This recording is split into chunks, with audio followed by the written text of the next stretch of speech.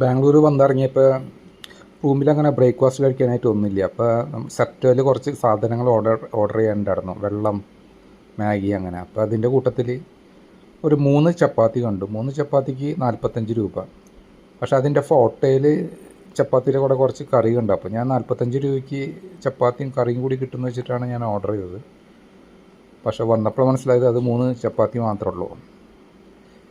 അപ്പോൾ 45 രൂപയും പിന്നെ റെസ്റ്റോറൻറ്റ് ഹാൻഡ്ലിങ്, സെപ്റ്റോ കഫേയുടെ റെസ്റ്റോറൻറ്റ് ഹാൻഡ്ലിങ് ഫീ എന്നൊക്കെ പറഞ്ഞിട്ട് 10 രൂപ അഡീഷണൽ എടുത്തു. അതായത് 55 രൂപയ്ക്കാണ് എനിക്കിത് കിട്ടിയത്. അപ്പോൾ അതിൻ്റെ പ്രൈസ് വൈസും ക്വാണ്ടിറ്റി വൈസും ഞാൻ ഹാപ്പിയല്ല. കാരണം ഇത് ഭയങ്കര ഒരു നൈസ് ചപ്പാത്തി ആണെങ്കിലും അതിൻ്റെ ടേസ്റ്റ് വൈസ് ഞാൻ വളരെ ഹാപ്പിയാണ്. വളരെ നല്ല സോഫ്റ്റ് ചപ്പാത്തിയാണ്. അത് തിന്നുമ്പോൾ നമുക്ക് കഴിക്കുമ്പോൾ ആ ഒരു ഫീൽ നമുക്ക് കിട്ടും. ഇത് മേക്ക് ചെയ്തത് ബട്ടറൊക്കെ കൂടി മിക്സ് ചെയ്ത പോലെ എനിക്ക് തോന്നി.